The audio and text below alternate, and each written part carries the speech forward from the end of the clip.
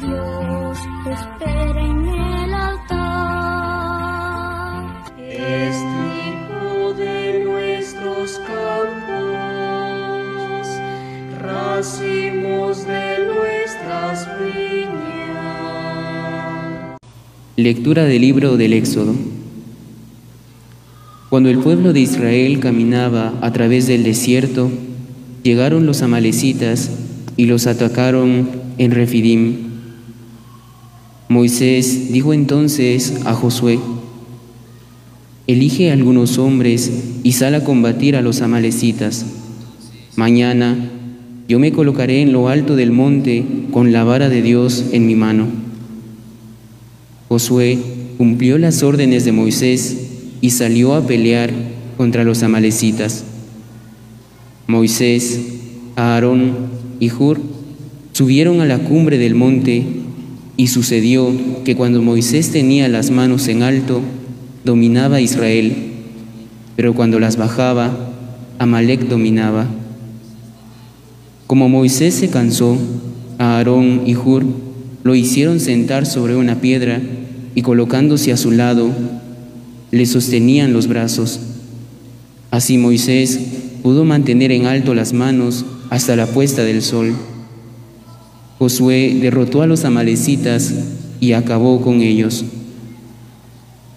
Palabra de Dios. Te alabamos.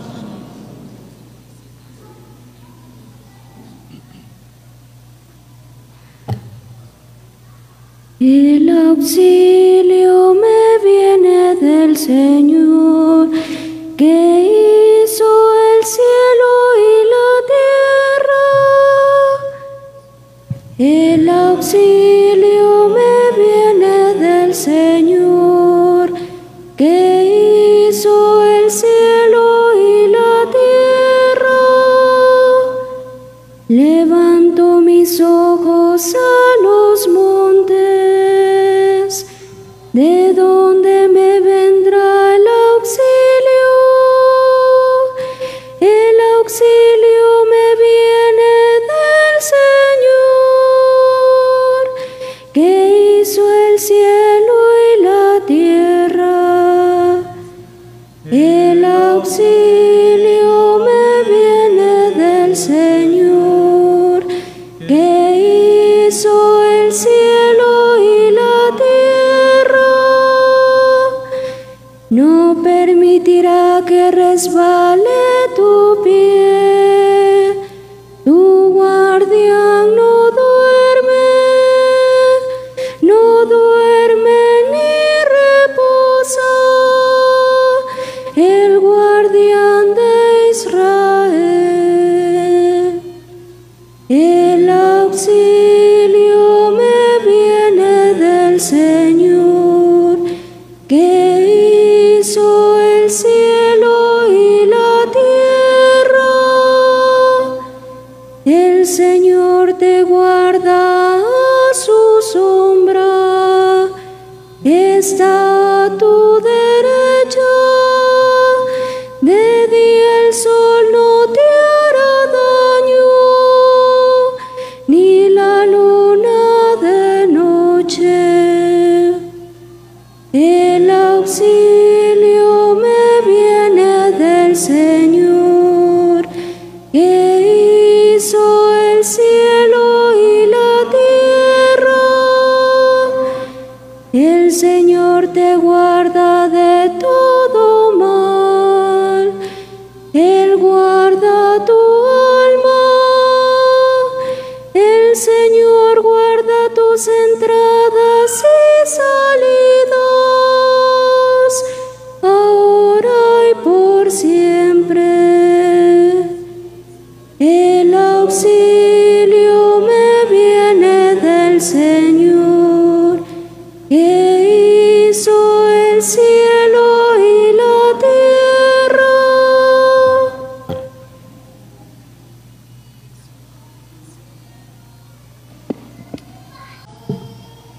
Lectura de la segunda carta del apóstol San Pablo a Timoteo. Querido hermano, permanece firme en lo que has aprendido y se te ha confiado. pues bien sabes de quiénes lo aprendiste y desde tu infancia estás familiarizado con la Sagrada Escritura, la cual puede darte la sabiduría que por la fe en Cristo Jesús conduce a la salvación. Toda la Sagrada Escritura está inspirada por Dios y es útil para enseñar, para reprender, para corregir y para educar en la virtud, a fin de que el hombre de Dios sea perfecto y esté enteramente preparado para toda obra buena. En presencia de Dios y de Cristo Jesús, que ha de venir a juzgar a los vivos y a los muertos, te pido encarecidamente por su advenimiento y por su reino, que anuncies la palabra. Insiste a tiempo y a destiempo, convence, reprende y exhorta con toda paciencia y sabiduría. Palabra de Dios.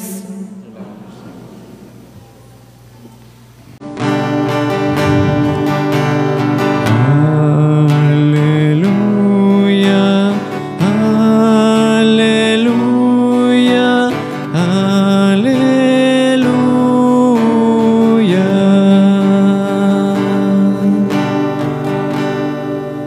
El Señor esté con ustedes. Lectura del Santo Evangelio según San Lucas.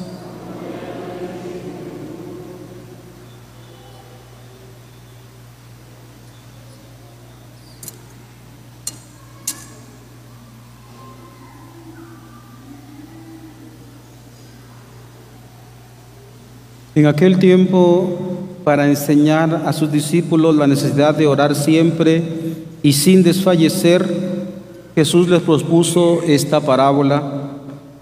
En cierta ciudad había un juez que no temía a Dios ni respetaba a los hombres. Vivía en aquella misma ciudad una viuda que acudía a él con frecuencia para decirle, hazme justicia contra mi adversario. Por mucho tiempo el juez no le hizo caso, pero después se dijo, aunque ni temo a Dios ni respeto a los hombres, sin embargo, por la insistencia de esta viuda voy a hacerle justicia para que no me siga molestando. Dicho esto, Jesús comentó que si pensaba el juez injusto, ¿creen ustedes acaso que Dios no hará justicia a sus elegidos que claman a Él día y noche y que los hará esperar? Yo les digo que les hará justicia sin tardar.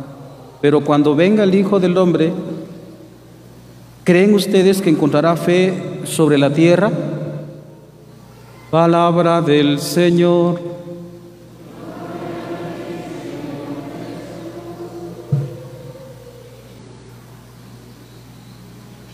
La enseñanza de hoy, hermanos, es muy clara. El evangelista Lucas nos coloca la razón de por qué Jesús pone esta parábola.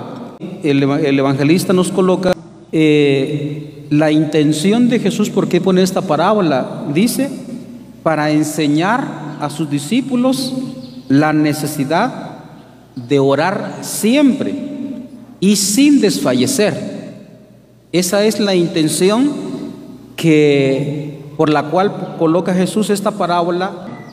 Como digo, estamos escuchando otras parábolas. Hace 15 días aparecía otra y hoy aparece esta. Bien, veamos algunas cosas.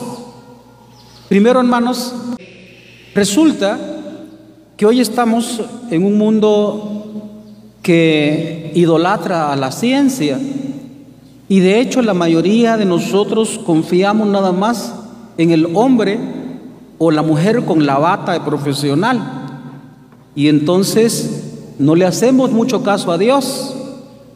Pero déjeme decirle, por supuesto, sin menospreciar la capacidad de los hombres profesionales de ciencia en distintos campos, la psicología humana, la medicina, el cosmos y todo eso, sin menospreciar eso, déjenme decirles que los hombres de ciencia pues solo saben cómo funcionan las cosas, pero no pueden decir, no pueden ellos desentrañar los secretos o las leyes que rigen esas cosas. ¿Por qué estoy diciendo eso? Porque, como digo, los acontecimientos del mundo pasan, acontecen, valga la redundancia, se llama, podemos mencionar también con el nombre de una ciencia, la ciencia fenomenológica. Las cosas pasan. Hay un dicho que muchos de ustedes dicen que me parece muy bien, espero que seamos conscientes de lo que decimos. Decimos a veces, Dios todo lo hace. Tienen razón, porque hay mucha gente hoy de ciencia que lastimosamente se ha metido también dentro de la iglesia, que todo tiene explicación, entonces no se necesita a Dios para que nosotros continuemos con la vida. No es así. Por ejemplo, el hombre de ciencia no puede decir cómo surgió la vida, no puede decir. Lo más que puede decir hace cuánto, pero en la realidad nadie sabe explicar cuándo surgió la vida. Los hombres de ciencia solo saben decir, pues más o menos hace cuándo, más o menos cómo funcionan las cosas, los organismos, los microorganismos, los macroorganismos, cómo funciona la ley, las leyes biológicas, las leyes también astronómicas. Solo pueden decir cómo funcionan y el número, pero no pueden decir por qué son así, no pueden explicar. ¿Por qué estoy diciendo eso? Porque desen cuenta que hoy aparece precisamente eso, Dios actuando con la colaboración del hombre. Eso tenemos que tenerlo muy claro. Dios va actuando, Dios lleva a término, llevará a término su plan de salvación. Dios lleva a término también pues todo el plan que Él tiene con la creación, lo lleva a término. El hombre está colocado en el mundo, el hombre hace su trabajo también con la colaboración, por supuesto, del Señor, que Él es el que hace las cosas, tiene que poner ahí su trabajo, pero las cosas lo hace Dios. Y digo eso para que nosotros, tal vez la mayoría, tal vez aquí no habemos hombres de ciencia, tal vez alguno medio es un enfermero o una enfermera, algún psicólogo, cosas por el estilo, para que no nos llenemos de soberbia los que nos ponemos bajo la mirada o bajo la confianza de los profesionales, para saber que también Dios es el que lleva a término las cosas y debemos hacerlo conforme Él quiere. Y los que tienen su profesión son profesionales en distintos campos, para que tampoco se llenen de soberbia y sepan que Dios es el que maneja las cosas. A veces uno lo tuerce, ese es el problema. Los hombres de ciencia actualmente, no digo todos, pero están torciendo las cosas de acuerdo al plan de Dios. Saco eso por la primera lectura, en donde ustedes observaron, escucharon que se le enfrentaron los amalecitas al pueblo de Israel. Este pueblo de Israel es representado en el Evangelio con la viuda, y Moisés orando. Y mientras Moisés bajaba las manos porque se cansaba, entonces el pueblo de Israel tenía que retroceder, era vencido.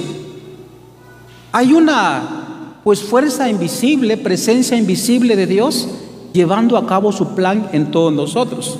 A veces nosotros pensamos que somos nosotros que hacemos las cosas. Sí, tenemos que colaborar. Como decíamos hace 15 días exactamente también, domingo hace 15 días, que a veces nosotros pensamos que la oración es superstición, que uno solo pone una intención y que Dios lo haga todo. No, que yo hago mi penitencia para atrás, para adelante, de rodillas, para atrás, para adelante en la iglesia, y uno quiere que como por arte de magia Dios haga todo. No, tiene que ver también la actuación de nosotros.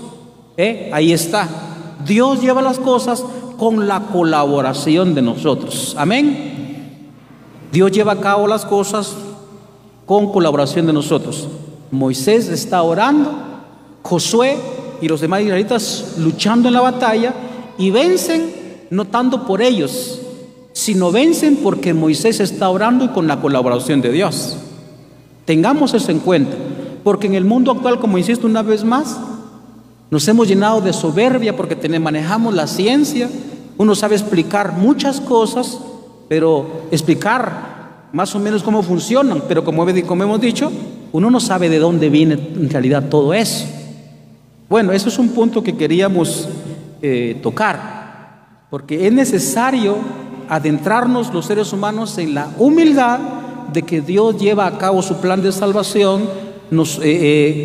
ya sea que nosotros colaboremos como Él nos lo pide, o que incluso no le hagamos caso, pero Él lleva su plan de salvación. Como dice un salmo, no fue sus caballos los que llevaron a la victoria, sino tu amor, porque tú los amabas, dice un salmo bellísimo. Ojalá que lo aprendamos para que nosotros entremos, hermanos, en humildad en este tiempo de soberbia científica. Se le dice cientificismo, tanto los que nos agenciamos de los que saben como los que saben, para que también tengan humildad a la hora de actuar. Eso es un punto que queríamos decir. Otro punto, hermanos, es lo siguiente. Miren, llama poderosamente la atención en este proceso, como dice aquí Jesucristo, en esta necesidad de orar con insistencia, llama la atención la parte final del Evangelio. ¿No les parece a ustedes muy raro que diga Jesucristo, pero cuando venga el Hijo del Hombre, ¿creen ustedes que encontrará fe sobre la tierra? Esa expresión última, que es en forma de pregunta, llama mucho la atención, porque a veces nosotros, fíjense, a veces nosotros, como hemos dicho ya, dijimos hace 15 días, repetimos otra vez hoy, hay veces nosotros pensamos que la fe es una cuestión puramente mágica, que uno pide y ya está ahí como por arte de magia. Fíjense que si nos fijamos un poquito sutilmente en la petición que esta viuda hacía a este juez injusto, nos vamos a dar cuenta. Quisiera pedirles, a ver si alguno se atreve a levantar la mano, aunque mejor quisiera pedirles, pero no se los pido, sin embargo, solo en su conciencia usted dígame. ¿Usted se siente defraudado de Dios cuando usted pide algo en su oración? Y normalmente lo que pedimos siempre es liberación de la enfermedad. Pedimos siempre salud. Pedimos que no le pase nada a mi marido o a mi mujer o a mi hijo o a quien sea. ¿Usted se siente defraudado también por eso? Como digo, quisiera pedirle, pero no se lo voy a pedir, solo usted contéstese en su interior. Porque miren, si nos sentimos nosotros defraudados por Dios, cuando de hecho Él nos ha dicho, pidan y se les dará, busquen y encontrarán, si nos sentimos defraudados, tenemos que preguntarnos, ¿por qué nos sentimos defraudados? Miren la petición que hace la viuda. En cierta ciudad había un juez que ni temía a Dios ni respetaba a los hombres. Vivía en aquella misma ciudad una viuda que acudía a él con frecuencia para decirle, hazme justicia contra mi adversario. Oiga la petición, hazme justicia contra mi adversario. Repita, por favor, hazme justicia. Pues en una simple lógica, uno dice, uno lo entiende. De repente le quitaron la casa, una cosa así, pero solo así no lo vamos a entender bien. Hay que ver el concepto viuda en la Sagrada Escritura. Una viuda en la Sagrada Escritura, primero, como ya dijimos anteriormente, Israel es representado en la Sagrada Escritura como una mujer, y una mujer joven, o una mujer viuda, o una mujer adúltera, como dice también en Jeremías. Así dice también en varias partes. Entonces, primero. Pero segundo, una viuda normalmente está completamente desamparada. No hay quien por ella. Por eso, juez, pues, imagino que le decía, esa vieja como jode, no es de estar jodiendo. Pero la petición que le hace con insistencia una y otra vez, tiene un contexto o una significación que tal vez no logramos nosotros captar. Hazme justicia contra mi adversario. Uno puede pensar, de repente, pues su enemigo le robó el terreno, de repente su enemigo le robó a su hijo, por la lógica que tiene en el concepto actual. pero en el concepto bíblico, ya dijimos un poquito lo de viuda, concepto bíblico, ahora vamos un poquito al concepto justicia en la Biblia. No se refiere a la justicia distributiva como nosotros lo pensamos hoy. El ladrón que esté en la cárcel, el violador que esté en la cárcel, el matón que esté en la cárcel, el hombre de bienestar, el hombre de bien, pues puede andar libre. Esa es la justicia distributiva para nosotros. Pero no se trata de eso, de lo que la mujer le está pidiendo a Dios. Se trata de la justicia en el concepto, como digo una vez más, bíblico. ¿Qué significa justicia en la Biblia? Justicia significa hacer las cosas según Dios. Repita, por favor, hacer las cosas según eso es. Es decir, yo me ajusto al plan de Dios. Yo me ajusto al plan de Dios. Eso es lo que está pidiendo la viuda. ¿Qué pasó?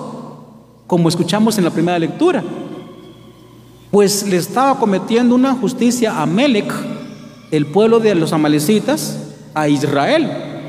Y Dios hizo justicia a través de la oración de Moisés y ellos batallando.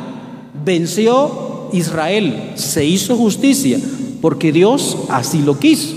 El plan de Dios era que los israelitas cruzaran el desierto para llegar a la tierra prometida. Ese era el objetivo, de que Dios los había sacado de Egipto. Ahora, en el caso de la mujer, pues como he dicho, no sabemos qué fue o qué injusticia sufrió esta mujer, pero esta mujer estaba de acuerdo a lo que el juez decía. Por supuesto que aquí ponemos el concepto también de juez Dios, como dice aquí la segunda parte del Evangelio. Dice: dicho esto, Jesús comentó: si así pensaba el juez injusto, ¿creen ustedes acaso que Dios no hará justicia a sus elegidos que claman a Él día y noche y los hará esperar? Hacer las cosas según Dios. ¿Será que, por ejemplo, pongamos ejemplos muy concretos, si mi mamá o mi papá o mi esposo o mi mujer o mi hijo está enfermo y yo le pido a Dios que lo sane y se muere, ¿será que Dios me falló?